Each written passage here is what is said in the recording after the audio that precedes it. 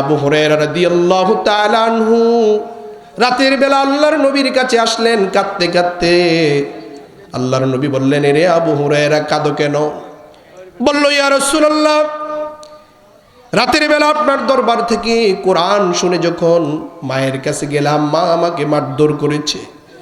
রাসূল বললেন, তোমার মা তোমাকে মেরেছে, এই জায়গায় আমার কাছে নালিশ দিলে আমি রাসূল এই বিষয়ে কিছুই করতে পারবো না। সুবহানাল্লাহ, মা মেরেছে। বলল, ইয়া রাসূলুল্লাহ, আমি তো মায়ের বিষয়ে নালিশ করার জন্য আসি নাই, আমি এসেছি আপনি দোয়া করেন আল্লাহ রাব্বুল আলামিন যেন আমার মাকে হেদায়েত দিয়ে দেয়। সুবহানাল্লাহ। আল্লাহ রাসূল হাত তুললেন, দোয়া করলেন, আল্লাহুম্মা ইহদি আবি উম্মি আবি হুরায়রা, ও আল্লাহ তুমি আবু হুরায়রার মাকে হেদায়েত দিয়ে দাও। আবু হুরায়রা যখন আল্লাহর রাসূল দোয়া করতেছেন, একটা দৌড় দিলেন, সাহাবায়ে কেরাম পিছন থেকে তাকে ডাকলেন, ডেকে বলতে লাগলেন, আবু হুরায়রা কোনো বিপদ হয়েছে নাকি? ও আবু হুরায়রা, কোনোদিন তো তুমি এভাবে দৌড়াও নাই। আবু হুরায়রা বলল, তোমরা আমাকে থামিও না, আমাকে দৌড়াতে দাও, আমি দৌড়ে গিয়ে বাড়িতে দেখতে চাই আমি বাড়িতে আগে পৌঁছেছি নাকি আল্লাহর নবীর দোয়া আমার বাড়িতে পৌঁছে গেছে। সুবহানাল্লাহ।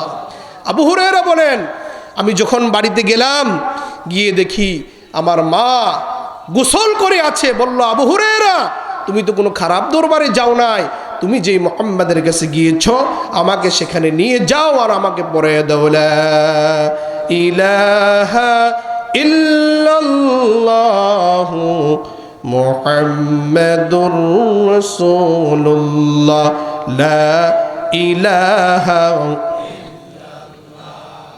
লা লা ইলাহা ইল্লাল্লাহ লা ইলাহা লা ইলাহা ইল্লাল্লাহ মুহাম্মাদুর রাসূলুল্লাহ সাল্লাল্লাহু আলাইহি ওয়াসাল্লাম। 2 নম্বরে বাবা মার আনুগত্য করা, 2 নম্বর হলো বাবা মাকে সম্মান করা। আল্লাহর নবী তার বাবা মাকে কেমন সম্মান করতেন? আল্লাহর নবী সাহাবায়ে কেরামদেরকে নিয়ে বসে দ্বীনের তালিম দিচ্ছেন, এমন সময় একজন মহিলা আল্লাহর নবীর সামনে আসলেন।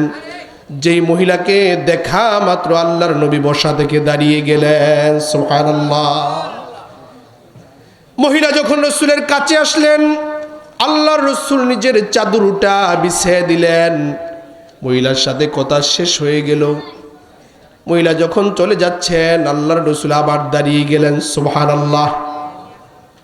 সাহাবায়ে কেরাম বলতে লাগলেন, ইয়া রাসূলুল্লাহ, এই ব্যক্তি কোন মহিলা যার সম্মানে আল্লাহর নবী দাঁড়িয়ে যায়? আল্লাহর নবী বললেন, সাহাবীরা, আমি আমার মায়ের আদর তেমন পাই নাই, কিন্তু যার বুকের দুধ খেয়ে আমি বড় হয়েছিলাম তিনি হলেন আমার দুধমা হালিমাতুস সাদিয়া। সুবহানাল্লাহ। রাসূল নিজের চাদর বিছিয়ে দিয়েছে, কিন্তু সমাজের মধ্যে এমনও বেয়াদব সন্তান আছে, নিজের চেয়ারের মধ্যে বসে থাকে, বাবা পাশে দাঁড়ায় থাকে। এরকম দৃশ্য সমাজের মধ্যে দেখা যায়। আছে না নাই? কথা বলেন, আছে না নাই? আদব শিক্ষা দিতে হবে।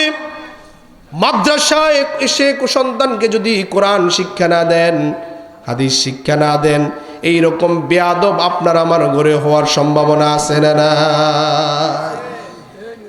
3 নম্বর হলো বাবা মার বরণ পোষণ দেওয়া। এটাকে অনেক সন্তান নফল মনে করে, অতিরিক্ত মনে করে।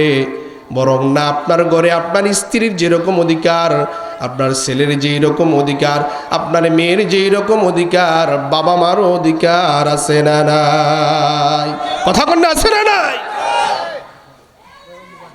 বিয়ার আগে সন্তান দেখা যায় বাবা মার সাথে ঠিক সব আছে, যেই না মাত্র সন্তান বিয়ে করলো, স্ত্রীকে নিয়ে আলাদা হয়ে গেল, বাবা মার খবর নেয় না, খোঁজ নেয় না। মা খেয়ে আছে না না খেয়ে আছে, বাবা খেয়ে আছে না না খেয়ে আছে, এরকম খোঁজ খবর নেয় না। এরকম সন্তানও সমাজে আছে না নাই? বাবাকে জীবনে একবারও সালাম দেয় না, শ্বশুরকে সালাম দিতে দিতে বারবার হয়রান হয়ে যায়, এরকম সন্তান আছে না নাই? আপনারা কি বাবা মাকে সালাম দেন কি না? এই সালাম শিক্ষা দেওয়া হয় মাদ্রাসায়।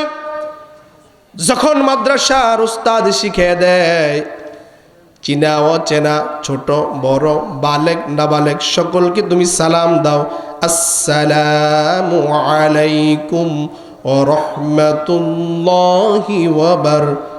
দেখবেন মাদ্রাসার ছাত্র লাইন ধরে হাঁটে, যখন একজন না যতজন লাইনে আছে সবাই সালাম দেয়। কথা ঠিক না বেঠিক? কারণ এই শিক্ষা দিচ্ছে। এই জন্য আপনার সন্তানকেও মাদ্রাসায় দেওয়ার দরকার আছে না নাই? আমার সময় শেষ, আর 3টা আছে। 4 নাম্বার হলো, বাবা মা যদি অসুস্থ হয়ে যায়, সন্তানের ওপর দায়িত্ব হলো বাবা মার সেবা করা, তার চিকিৎসার ব্যবস্থা করা। ঠিক কিনা? সন্তানের টাকা আছে কিন্তু বাবা মার চিকিৎসা করায় না, এরকম সন্তান আছে না নাই? এই ময়দানেও এখন থাকতে পারে। 5 নাম্বার হলো, বাবা মা যখন মৃত্যুবরণ করে তাদের জন্য দোয়া করতে হবে। আল্লাহ রাব্বুল আলামিন শিক্ষা দিয়েছেন, আল্লাহ রাব্বুল আলামিন বলে দিয়েছেন, ওয়াকুর রাব্বিরহামহুমা কামা রাব্বায়ানি সগীরা। তুমি বলো, হে আল্লাহ, বাবা মা যেমনি ভাবে ছোটবেলায় স্নেহ দিয়া ভালোবাসা দিয়ে আমাকে লালন পালন করেছে, আমার বাবা মা আজ বেঁচে নাই, তোমার রহমতের কোলে বাবা মাকে ওইভাবে লালন পালন করো। বলেন সুবহানাল্লাহ। এই দোয়া করা দরকার আছে না নাই? সন্তানকে দোয়া শিক্ষা দেওয়ার জন্য মাদ্রাসায় দেওয়া দরকার। কারণ সন্তান যদি দোয়া না জানে, কিভাবে কবর জিয়ারত করতে হয়, কিভাবে জানাজা পড়তে হয়, কিভাবে বাবা মার জন্য মুনাজাত করতে হয়, এগুলা তো শিখানোর দায়িত্ব বাবা মার। কথা ঠিক কিনা? 6 নাম্বার হলো, ঋণ পরিশোধ করে দেওয়ার ওসিয়ত থাকলে বৈধ ওসিয়তগুলো আদায় করে দেওয়া। এরকম অনেক নজির আছে, সন্তানের টাকা পয়সা আছে, বাবা মা মারা গেছে কিন্তু ঋণ পরিশোধ করে নাই, এরকম সন্তান আছে না নাই? কথা বলেন, আছে না নাই? আমি নিজেই তো সাক্ষী। একটা জানাজা 1 ঘন্টা অপেক্ষা করেছি, বাবার ঋণ সন্তান পরিশোধ করার দায়িত্ব নেয় নাই। পরে চাচা এসে সন্তানের ওই বাবার ঋণ পরিশোধের দায়িত্ব নিয়েছে, এরপরে 1 ঘন্টা পরে জানাজা আদায় করেছি। কথা বুঝতে পেরেছেন? এটা সন্তানের দায়িত্ব। 7 নাম্বার হলো, সন্তানের সর্বশেষ দায়িত্ব হলো বাবা মার জন্য ইসালে সওয়াব করা, মানে সওয়াব প্রেরণ করা, কবর জিয়ারত করা। ইসালে সওয়াবের অনেকগুলো পদ্ধতি আছে। আজকে যে মাহফিল, এটা ইসালে সওয়াব। ইসালে সওয়াব কি বুঝেন? মানে সওয়াব প্রেরণ করা, বাবা মার জন্য কিছু প্রেরণ করা। আপনারা যে এসেছেন এখানে, কি দোয়া হযরত শাহ ইয়াকুব নুরি আল কাদরির জন্য হবে না সবার বাবা মার জন্য হবে? কথা বলেন না?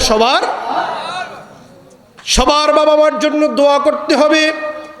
সর্বশেষ আপনাদেরকে বলে যাই, যারা ময়দানে আছেন, একটা কথা মনে রাখবেন, আপনি যদি আপনার বাবা মার জন্য দোয়া করেন, ইসালে সওয়াব করেন, বাবা মার জন্য কবর জিয়ারত করেন, আপনার সন্তান যদি এটা দেখতে পায়, আপনি যখন মারা যাবেন, দুনিয়া যখন আপনি ত্যাগ করবেন,